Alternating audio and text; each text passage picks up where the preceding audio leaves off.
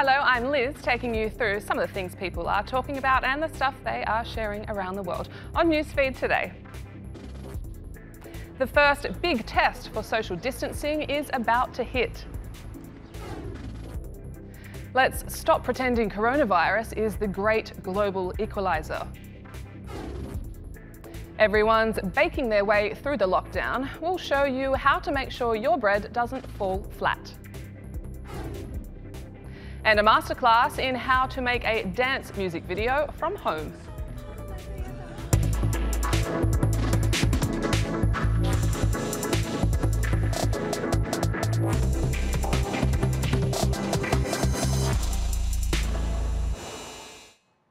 Top of our newsfeed today, the biggest test yet for social distancing during the coronavirus pandemic. This weekend is Easter, when people are usually going to mass, hosting parties or heading away for the 4-day public holiday. But this year's will be like no other.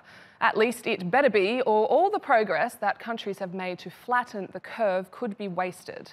Now, coronavirus doesn't have to ruin Easter, but health authorities are crying out reminders that the virus doesn't take a holiday. Here's Estra. Easter is going to be very different this year, with people being reminded to stay home and stick to lockdown restrictions. This Easter weekend will be incredibly important. Stay at home. Some jurisdictions have passed laws making it illegal to book out Airbnbs or other short-term stays. And police will be out in force to stop holidaymakers reaching their destination. In some places, hefty fines will be issued. 2020 is the year of virtual Easter. Churches will be closed and many religious leaders will live stream their Easter services on websites, social media platforms and TV channels, while mass Easter egg hunts are cancelled. A 9-year-old girl from Western Australia asked a question every child was wondering. Will the Easter Bunny be allowed to visit this year? And there was a quick response. We've been working really hard, and I am very happy to announce I've just signed a special exemption for the Easter Bunny. This means the Easter Bunny can still come to WA and visit all our families and friends next weekend, because we all know just how important that is. Other leaders also joined in. You'll be pleased to know that we do consider both the Tooth Fairy and the Easter Bunny to be essential workers. And of course you can still indulge. Some chocolatiers are embracing the times by making bunnies wearing masks and gloves. And while you can't hold a typical long weekend party, there are plenty of Easter-themed crafts, games or baking to do. And legendary opera singer Andre Bocelli is hosting an Easter Sunday concert for free. And other artists have also announced live streams. So let us know how you're embracing an Easter unlike any other. COVID-19 doesn't discriminate who it infects, but the notion that the pandemic is a great global leveller is just plain wrong. It may not respect borders, wealth or status, but healthcare and society does. Coronavirus has washed away any veneer of equal opportunity or equal risk, as statistics start to show that Black communities are bearing the brunt. Adamer explains that while we're in this global emergency together, it's not an equal fight. Coronavirus doesn't discriminate who it infects, but new data from several US cities shows that counties with a Black majority have 3 times the rate of infections than those with a white majority, and 6 times the rate of deaths. In Chicago, 72% of COVID-19 deaths have been African American, even though they make up 30% of the city's population. These figures are preliminary and don't account for the country as a whole. But even in the absence of national statistics, it's been long known that America's healthcare system disadvantages Black and brown communities. In the past few hundred years, there's been a really prominent and strong strain of anti-Blackness or anti-Black racism. And I call this concept the medical superbody, that on one hand, Black people in particular are seen as very strong and hardy and almost immune to illnesses. And yet at the same time, the actual practice of treating Black folk by white doctors throughout history has shown that, in fact, they're just like any other human being. African Americans are less likely to be tested, less likely to be admitted to the hospital, made less available to resources. And so when you have a paucity of tests available, then those targeted populations are going to be even more at risk. Skin colour is only one part of the story. In some instances, Black patients aren't always believed when they show symptoms for certain diseases, and they're less likely to receive specialist care. Study outside of Chicago looking at breast cancer, for instance. And what they saw was that African American women and Latino American women were presenting for mammograms, but the difference was that who was actually reading the mammograms differed, whether or not it was a specialist that was just for breasts to look at those mammograms or a radiologist that was a general radiologist. And how does that play into whether or not you're going to receive the diagnosis in time for you to actually get treatment? And is that why in Chicago, if you're African American, you're dying at a higher rate from breast cancer? A similar pattern is emerging elsewhere. In the UK, ethnic minority groups are disproportionately affected by the COVID-19 outbreak. Brazil's favelas have a sizable Black population. They say they are being left to fight the outbreak alone. Though the country has the largest infection and death count in South America, the government has been accused of a poor approach. In Sao Paulo's largest slum, residents are taking things into their own hands by forming their own response teams. The situation here is like a war zone scenario. If Brazil today is at war, the favelas are at war on a much bigger scale. Ultimately, coronavirus affects everybody, regardless of background, but it's already exposed some deep racial disparities. Let's take a look now at some other Rona-related stories that you might have missed. Equally adorable and sad, newborn babies in Thailand are being fitted with tiny face shields to protect them as they prepare to go out into the world. Newborns have been infected with COVID-19. The youngest so far was diagnosed just 30 hours after birth in China. The mother was also positive, but it's not certain if it was transmitted in the womb or after birth.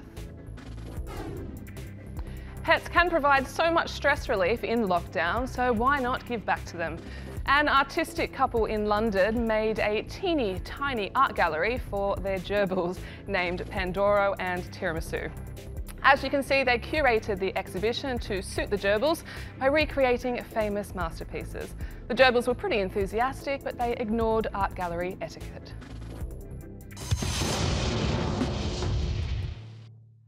Let's go to Wuhan now, the Chinese city now infamous as the origin of coronavirus.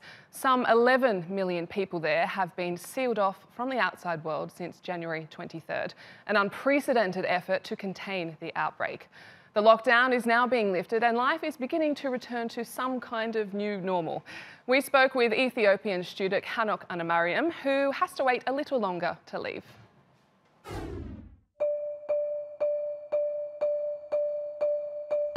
Well, I was waiting for this day to come, but unfortunately, not everyone is allowed yet to go out due to safeties. Wuhan is indeed open, but maybe for about 1 week or two, I think we will be still in quarantine. Just a few universities. All universities in Wuhan, actually. Well, as you can see, my hair, I look like a lion, so I'll definitely have a haircut.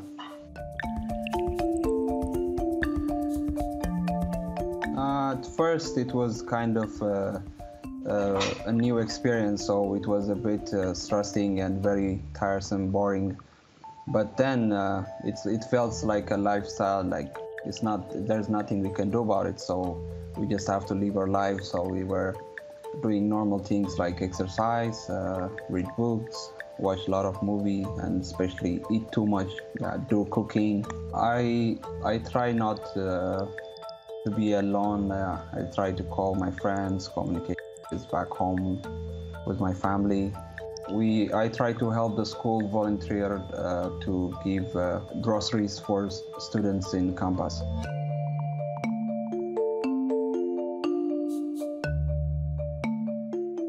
I just say this is not something to take it really light, you know. It's serious. Don't think of this like taking your comfort away or something. This is something about our life, so we need to take care and try to make the most out of your quarantine. This is a great chance actually to get to be with yourself, have time for yourself, and try to read books, enjoy with your family, especially if you're at home. Use your time. I say don't stress about too much of going out. The light will come soon. We're all in a dark place right now. Let's go around the world now for some stories not about coronavirus that you need to know this Thursday. Scientists have created a mutant enzyme that can break down plastic for recycling in just hours. The enzyme reduces the plastic to chemical building blocks that can make new, high-quality bottles. Existing recycling only makes plastic good enough for textiles. The company behind the breakthrough says it's aiming for industrial-scale recycling within 5 years. The most hotly contested world record battle has taken another turn. A Welsh street declared the steepest in the world has had its title stripped after its New Zealand rival won an appeal. Only 8 months ago, residents of Harlech in Wales celebrated the almighty win. But Guinness World Records has changed its rules of measurement, now falling in Baldwin Street, New Zealand's favour. The Welsh say they're disappointed they weren't given an opportunity to argue their case. Sounds like an uphill battle.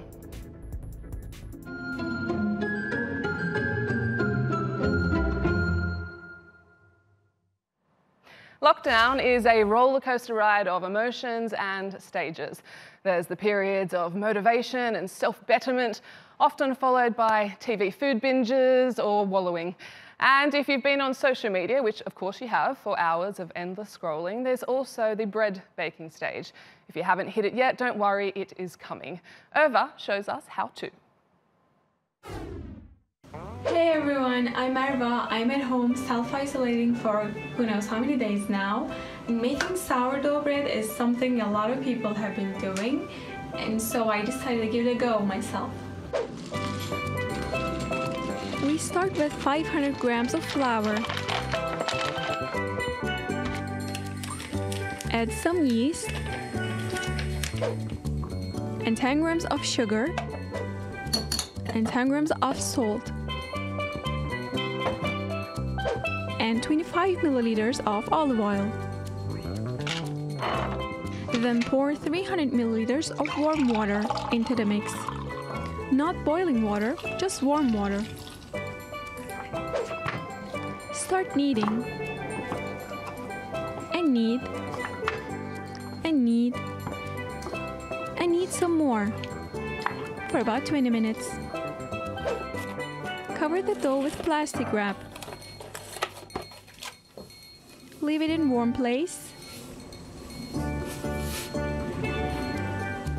and let it rise overnight.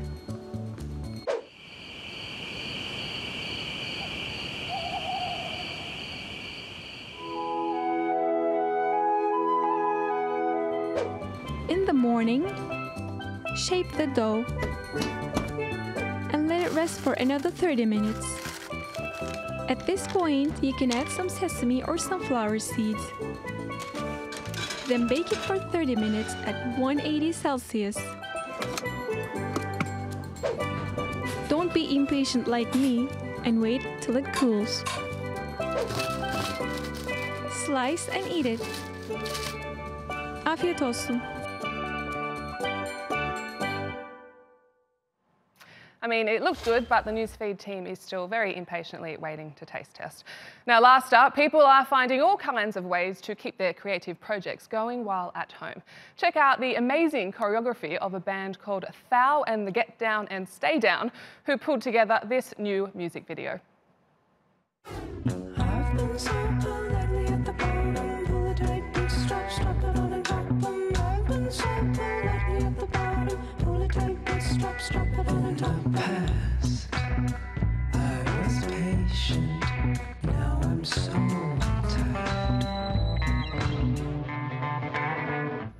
Super cool. That's all from the Newsfeed team. You can find us 24/7 on YouTube. Please make sure you subscribe to our channel. See you tomorrow.